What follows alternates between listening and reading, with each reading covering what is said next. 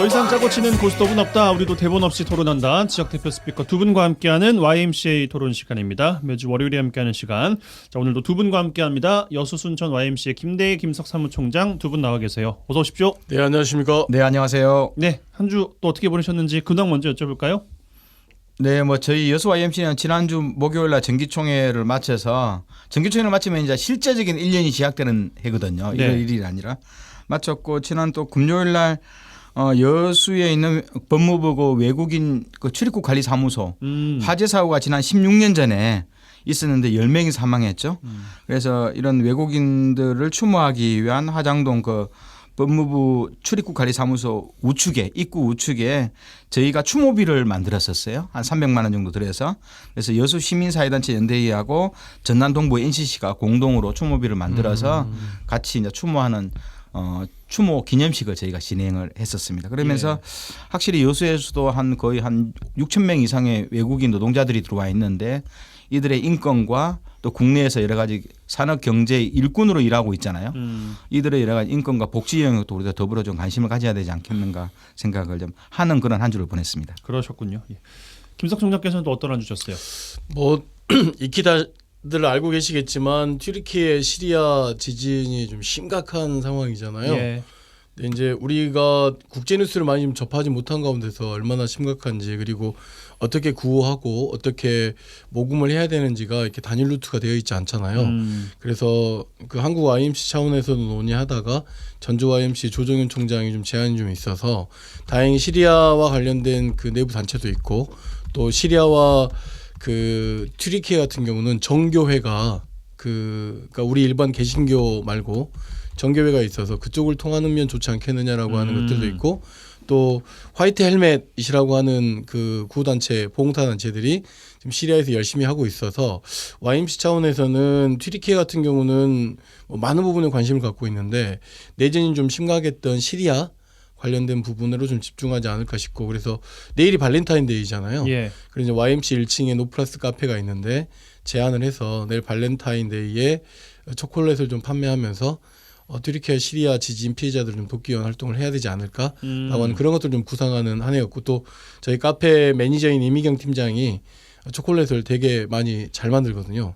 초콜릿 만드는 것을 좀 제가 지원하지는 않았습니다만 옆에서 이렇게 지켜봤다. 맛 좀 보시고 맛은 못 봤습니다. 미안해서. 네. 판매 대금을 이제 시리아 쪽에 지원할 생각을 갖고 계신 거군요. 네, 그렇습니다. 예, 네. 지역에 계신 분들 또 특히 순천에 계신 분들은 내일 또 그 노플라스틱 카페 순천 YMCA 1층에 있는 곳에 방문하시면 기왕 사실 거 또 좋은 곳에 쓰인다고 하니까 또 많은 관심도 부탁드리겠습니다. 네, 재료도 좋은 걸로 씁니다. 네. 다시 공지 말씀드리겠습니다만 YMCA 토론은 여수 MBC 뉴스 유튜브 채널 통해서 다시 보기도 하실 수 있으니까요.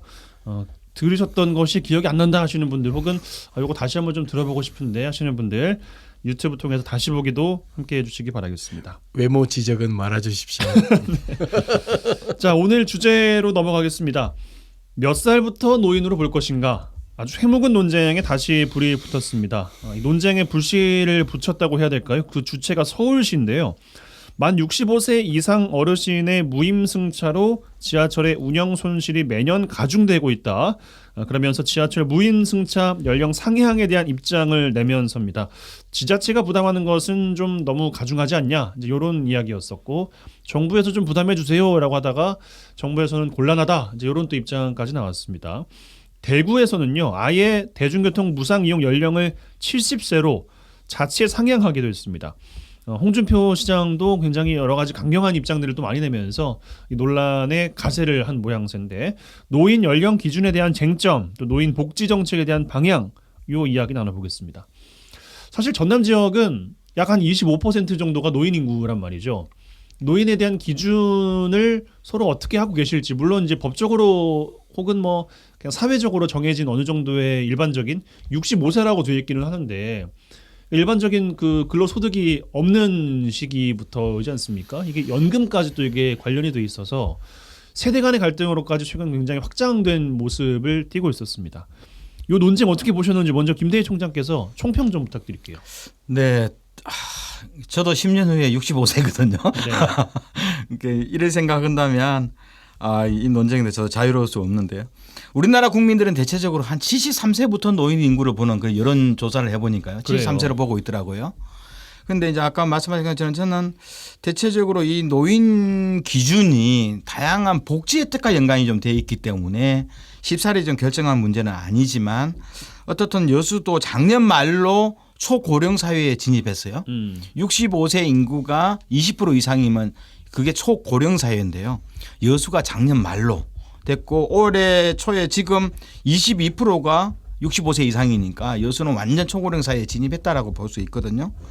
그렇다 보면은 결국은 이 문제는 좀 단순하게 볼 문제는 아니고 그래서 저는 개인적으로 65세부터 노인으로 하는 것이 현재 법과 제도라든가 흐름상 낫지 않겠는가 좀 생각을 하는 거고요. 그래서 단순하게 판단할 문제는 아닌 것 같아요. 만약 70세를 올린다 그런다면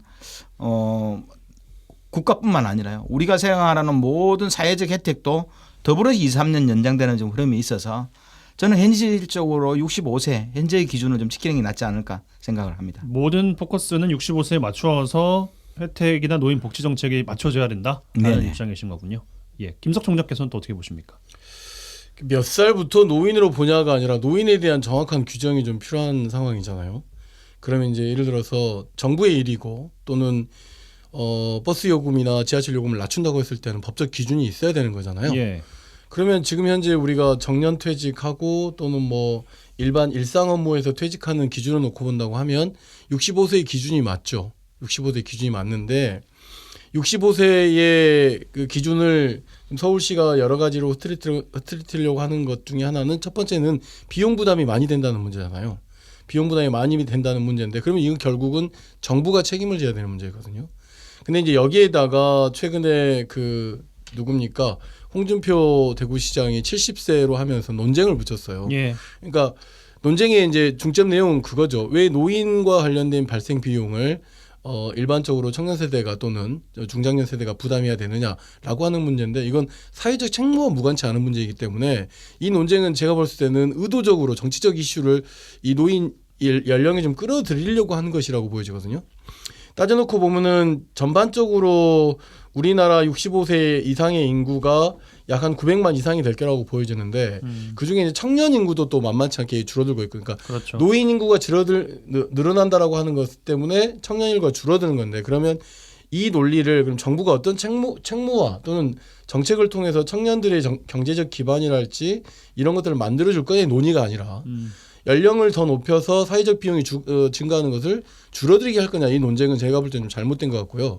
여기서 이제 제가 좀 드리고 싶은 말은 그럴 바엔 차라리 세대 논쟁이나 우리가 좀 그동안 그 미뤄놨던 이야기들을 좀 본격적으로 해볼 필요는 있다고 생각합니다. 예, 하고 있습니다. 뭐 국회에서도 연금특위도 구성이 돼서 이 좀 현실화해야 된다라는 이제 이야기도 나오고 있고. 제가 드리는 말씀은 비용 발생에 대한 문제와 관련한 연령 구성이 아니라 도대체 청년의 삶은 또는 청소년은 또는 노인은 중장년은 어떻게 볼 거냐 어떻게 어떤 삶을 하고 있는지를 들여다본 다음에 거기에 대한 필요한 비용을 들여주는 것이 장기적으로 맞는 건데 지금은 완전히 미봉책인 거죠. 예. 예산이 부족하니까 이걸 예산 부족 문제를 해결하기 위해서 연령을 70세로 올린다 이건 엄발의 오줌 누기밖에 안 되는 것이라고 생각하기 때문에 그렇습니다. 그런데 제가 보기에도 이 노인 연령 문제를 어디로 할 것인가 문제가 저는 자칫 좀 세대 갈등으로 가는 것이 좀 우려스러운 측면이 있거든요. 심지어 지역 갈등까지도 됩니다. 네. 그렇죠. 네. 왜냐하면 실제로 우리가 지하철이 만 70으로 간다. 이게 단순한 문제가 아닙니다. 그럼 현실적으로 저희가 이제 근로정년 기준이 만 60 아닙니까? 60이고 기초연금이 62세부터 수여되고요. 국민연금은 65거든요. 물론 이제 지금 받는 분들 62세부터 받지만 저희 이제 세대들 60년대 후반기와 70년대 세대는 65부터 받는데 물론 당겨받는 것은 논외로 하고요. 네. 예. 그런데 실질적으로 70세로 지하철 무임승차가 가면 이게 보통 우리가 이제 노인복지 지원 정책이라 그러는데요. 예. 한 50여 가지가 있어요. 우리가 노인 양로원에 간다거나 치매와 관련 검사를 받거나 치료비를 받는다. 이게 전부 다 62나 65세로 세팅이 되어 있거든요.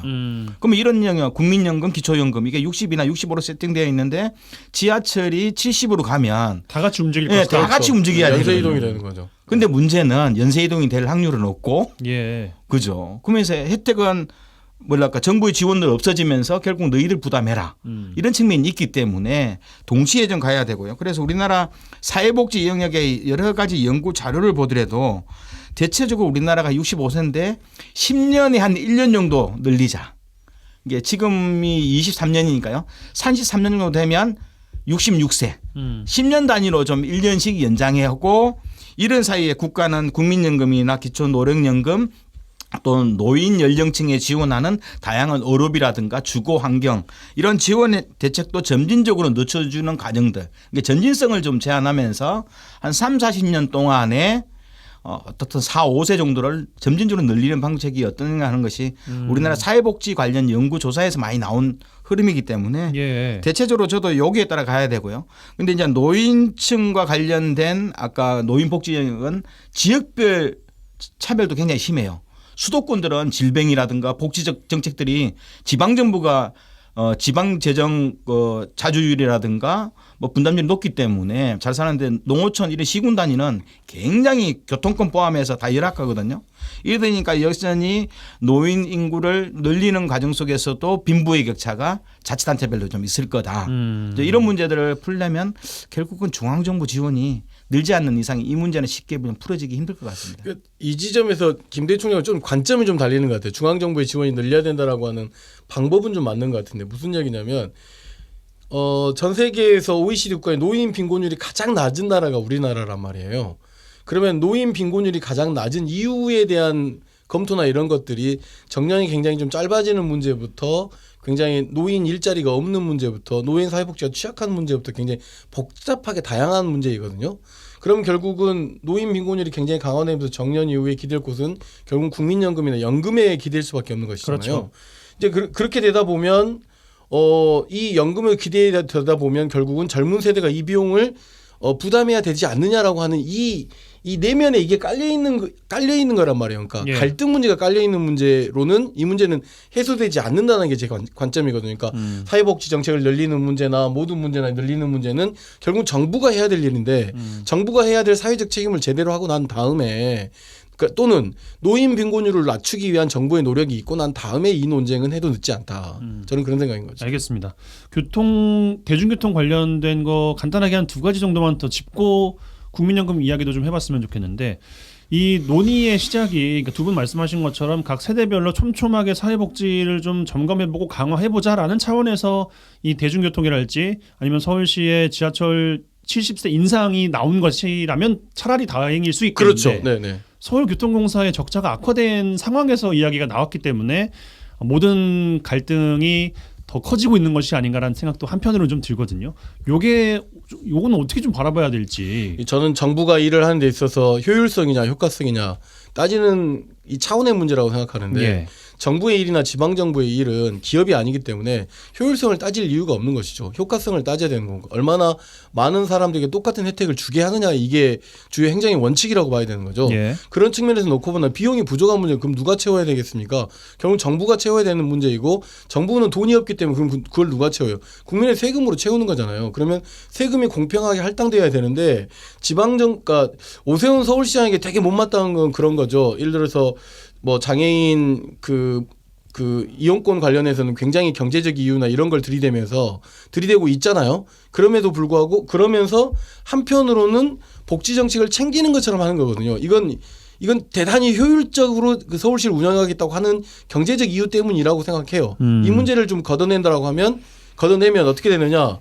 서울시에 내야 될 뭐 시설 문제랄지 도로 문제랄지 이런 문제를 줄이면 충분히 가능한 일인데 사람에게는 투자하지 않고 기껏해야 시설이나 이런 것에 집중적으로 투자하고 있기 때문에 그런 일들이 발생하는 것이죠. 예. 예를 들면 본인 그 호화 사저를 짓는데 10억을 쓰는 데는 전혀 거리낌이 없는 거고 노인복지나 장애인 관련돼서 쓰는 돈들은 굉장히 자기가 져야 될 책임도 아님에도 불구하고 져야 될 책임처럼 하면서 굉장히 좀 갈등을 부추기는 방식이 대단히 좀 문제라고 보여지는 거죠. 예. 현실적으로 제가 보기에는 뭐 좀 지하철이 있는 곳은 서울하고요. 대도시 한 6군데 정도 되거든요. 그렇죠. 네, 소도시 여수 순천 광양 지역은 전혀 해당 사항이 없어요. 이게 버스가 아니에요. 예. 지하철이거든요. 지하철은 전두환 군사정부 시절에 만들어지면서 지하철 경비의 한 60%를 정부가 부담하는 조건으로 그 지자체에서 그럼 노인들에 대해서는 무임승차를 해라. 해가지고 너도 나도 동의하는 상황에서 정부 지원을 받고 지하철을 만들었거든요. 예. 뭐 정부도 일단 주대 노인층에 대한 뭐 무임승차 조건이었는데요. 서울시 올해 예산이 47조 원입니다. 그러면 지하철 무임승차로 나가는 비용이 코로나 이전에 한 3,700억 정도니까 올해도 아마 3,700 정도로 봐야 돼요.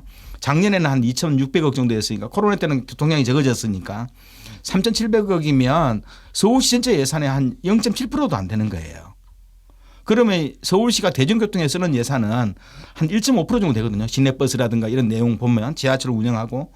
그럼 대체적으로 그 정도인데 여수시는 버스에만 운영하는 돈이 300억이에요. 그럼 뭐냐면 여수시 국비 제외하고요.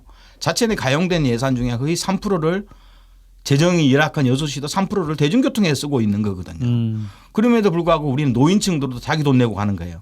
여수시는 2024년 내년부터 30억을 투자해서 75세 이상이 시내버스 무임승차를 하게 되거든요. 이렇게 본다면 좀 잘 사는 도시가 너무 좀 앓는 소리 하고 있다. 그게 이제 지역 갈등에 김석준 작가께서 말씀하신 네, 것처럼 그렇죠. 갈등의 불씨가 또 되고 있다는 거 아니겠습니까? 이 이야기를 하다 말았는데 그러니까 지하철이 없는 곳은 손해이지 않느냐라고 하는 문제는 정부가 채워줘야죠. 교통 바우처를 채워준다거나 방금 이제 김대 총장께서 이야기했던 뭐 대중교통 관련해서 공공에 들어가는 그러니까 공영제로 들어가는 돈이 뭐 굉장히 생각보다 높단 말이에요. 이 문제를 좀 해소하기 위한 정부의 역할이 있는 건데 여기서 정부 역할은 빼오고 돈은 한정되어 있는 지방자치단체가 이 문제를 해결하려고 해결할 수가 없죠.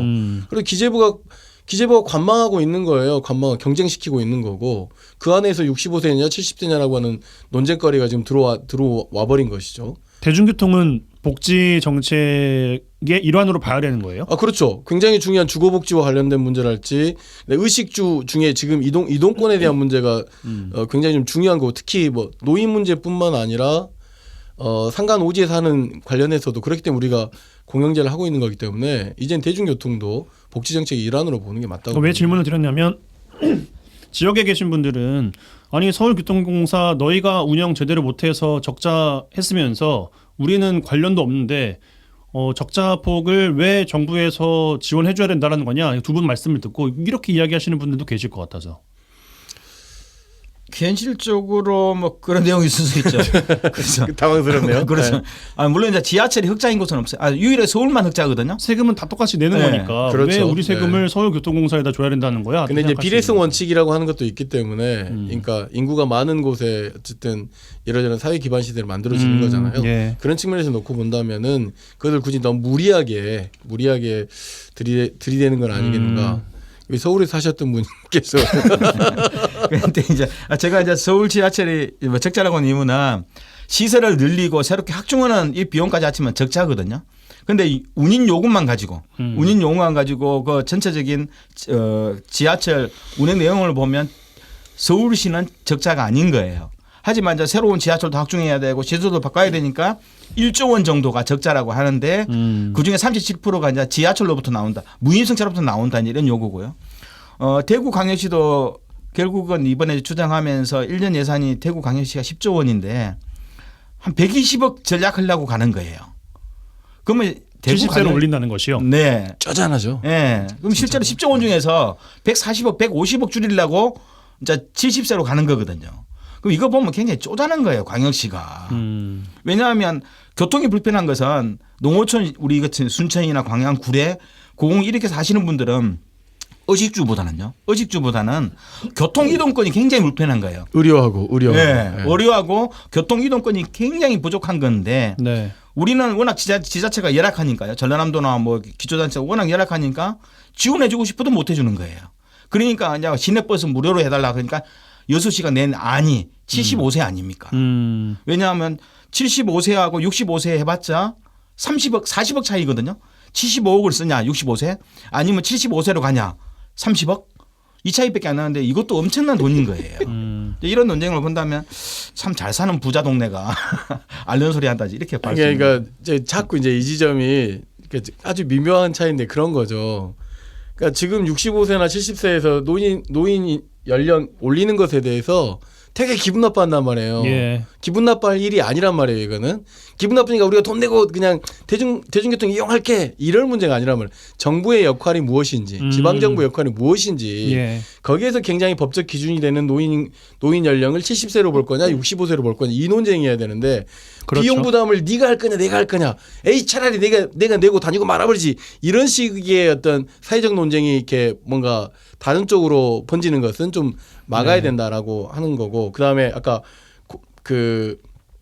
왜 우리가 작년까지만 해도 눈 떠보니 선진국이라는 이야기를 했잖아요. 선진국에 여러 가지가 있는 건데 그중에 하나가 사회적 안전망이에요. 그렇죠.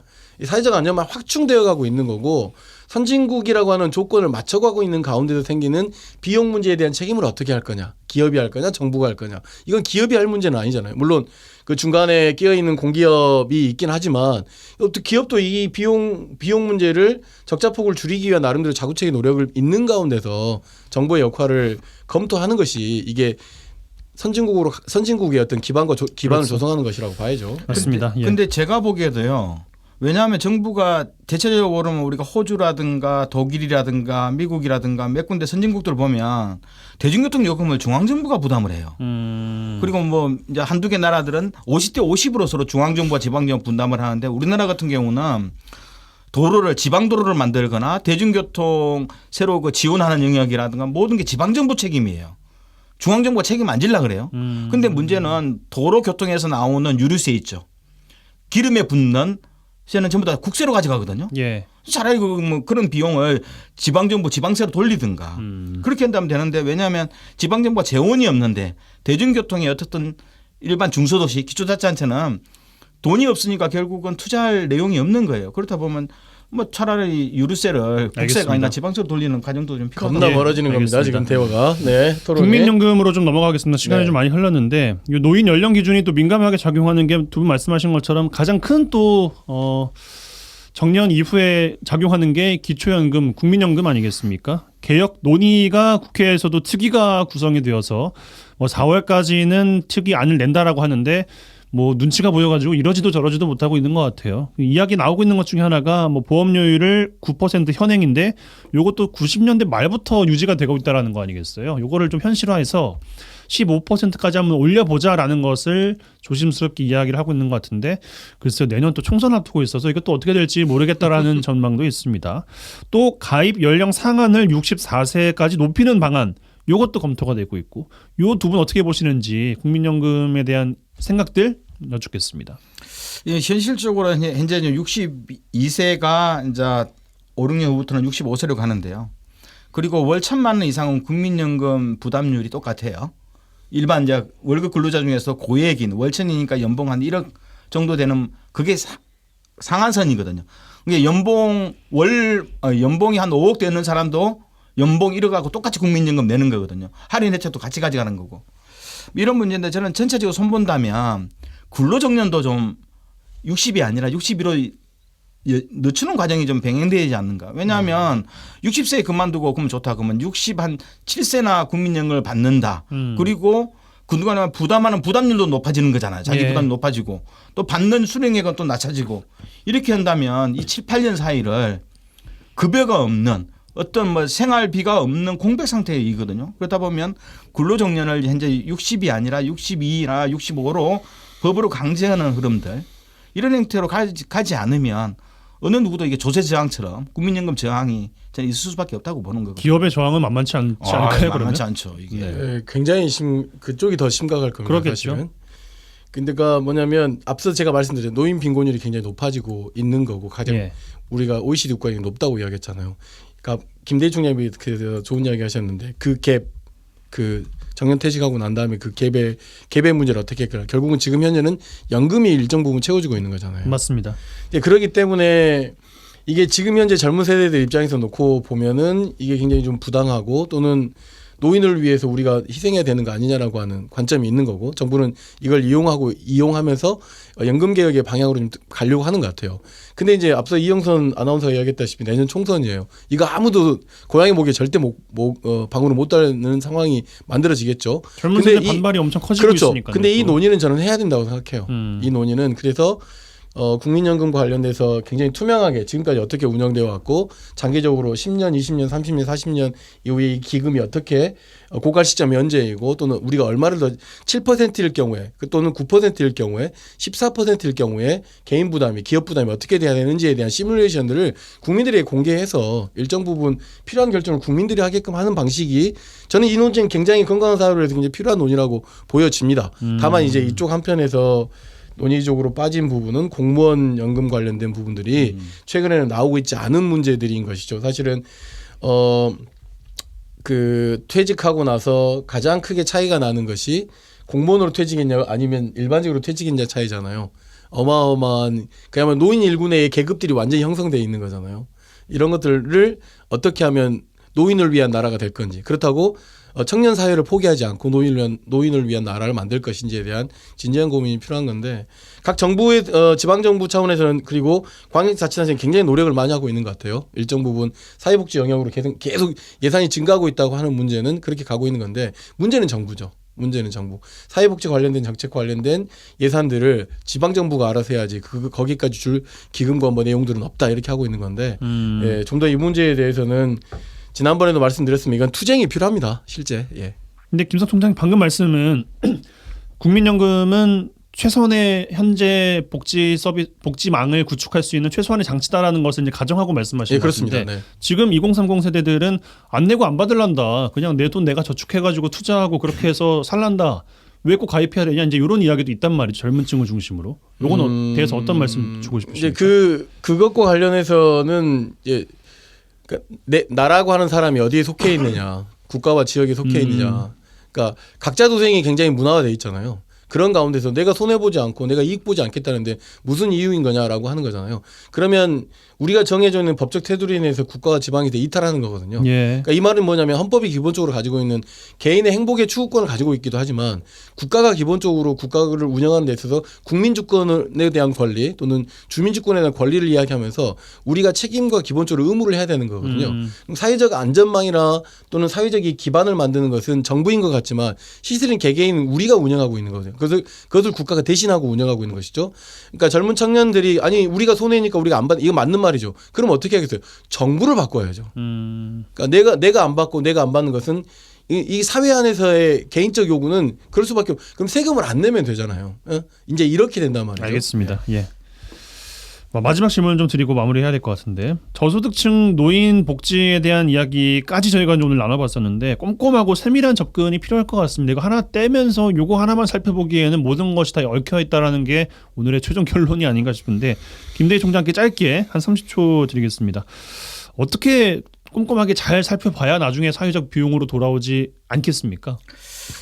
제가 보기에도 이거 알면 뭐 보건복지부 장관을 하셔야 될 텐데. 네, 그런 방법은 없습니다. 대신 이제 정부가 결국 뭐라 그럴까 세입을 많이 줄인 거 아닙니까? 예. 왜냐하면 정부가 예산 지출한 토목 건설비 국가 예산은 굉장히 늘어나고 있고요. 토목 건설비가 거의 뭐 몇십조 원씩 있는데 문제는 이제 들어와야 될 그 법인세하고 그리고 그 고액 부동산 그 보유세 이런 문제 줄일 만큼 줄여서 1년에 20조 원을 줄여버린 거 아닙니까?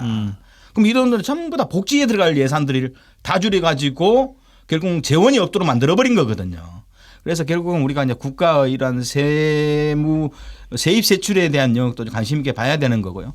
대신 어쨌든 저는 이 문제는 우리 모두의 문제이고요. 오늘날 30대 청년도 30년 후에 노인이 되는 거예요. 그럼 우리 모두가 앞으로 20, 30년 후에 노인이 되었을 때 우리의 안전망, 먹고 사는 문제에 대한 내용 고민해야 되는 거고 국민연금처럼 수익률이 좋은 제도가 없어요.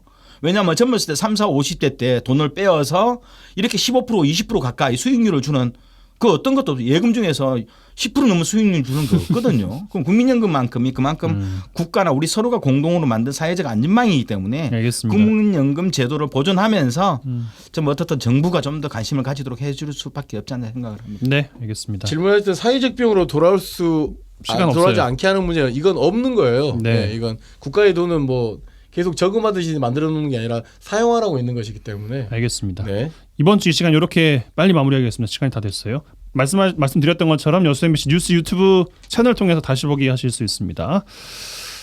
여수 순천 YMCA 김대희 김석 사무총장 두 분과 함께했어요. 두 분 고맙습니다. 네, 감사합니다. 감사합니다.